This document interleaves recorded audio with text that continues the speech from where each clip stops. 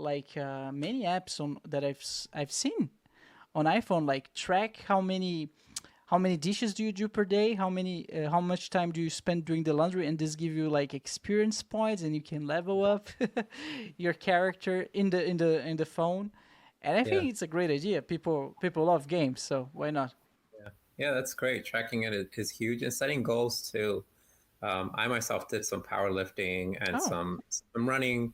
And when you sign up for these competitions, you get more focused because you want to go over there and perform well. So setting goals and signing up for these things, these 5Ks, whatever they have going on in your area, that'll kind of inspire you to do more and track.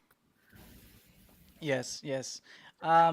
Talking about doing more, I want to ask you something about. I mean, we are talking about the chairs as well, and you said about doing more. I thought immediately about doing less, because there's this chair that I saw.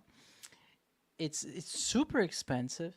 It's basically like a cyborg. You see, there's like a NASA chair. You sit on it, you press a button, it goes like 180 degrees, and you have monitors all around you. You have a mouse, a keyboard, or a magnetic attached to like a little table that stays on top of you, and basically you're laying down, but you can work. Yeah. How healthy that is? Because I mean, yeah, take it away. I don't know. Yeah, I mean, it sounds comfortable. I'm not familiar with it myself. I've never used it, but it sounds comfortable. But you want to, have circulation going in your body. So movement is key because it helps to lubricate your joints. It helps to send nutrients to your nervous system. It's just movement is essential. So if you're spending 8 hours in bed and then you're laying in a super comfortable chair for another 8 hours, that's a significant amount of time. So it doesn't sound like it would be harmful if you're using it for some time, but I definitely wouldn't, spend another 8 hours on that. Oh man, the gamers are shaking right now. Yeah. So standing from a while. So another thing that I saw, but I don't know how related it is to chiropractic, is how the eyes they also they I don't know, it's they get harmed. That's the correct term. It's just not healthy for you to spend all the time watching it, looking at screens the whole time. So Yeah, we touched a little bit on standing up, going for a walk, and doing something else for a second. It's also helpful for your eyes, as far as I know. absolutely. Yeah, yeah. It does strain the eyes to be, staring at screens all the time. Mm. Um, it even interferes with our sleep.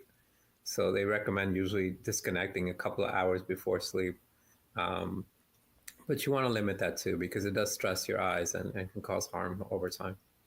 Are there recommended limits or best practices regarding? Not sure the exact amount of time that's recommended, but there's also like filters that you could put on the screens for to minimize that blue light. Um, but you want to be active, so you want to be out there. You want to see the sun, get some vitamin D. You want to move, and ideally without staring at a screen. You're crossing the street, people are staring at the screens all the time now. So yeah, disconnect, kind of set goals for that too, where you're like, okay, I'm going to limit my time for scrolling to an hour or whatever. And, if you're, you're an influencer and you're posting, post your content and move on, get some exercise. Post your content and move on, folks. Yeah, I mean, you can get your vitamin now if you can go outside of your Apple Vision Pro. I with the screens directly glued to your eyes. Yeah. It's the future. We're getting there.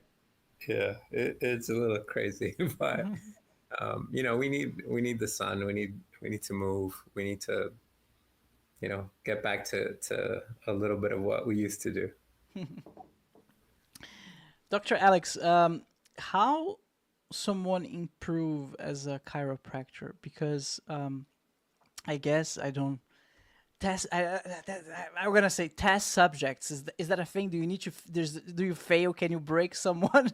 Do you need to break people in order to learn? How is this learning curve in the world of chiropractic? It's pretty interesting because we learned on each other when I Oh. went to school. And now they have mannequins where they kind of test the amount of pressure that you put on these mannequins, so they know how much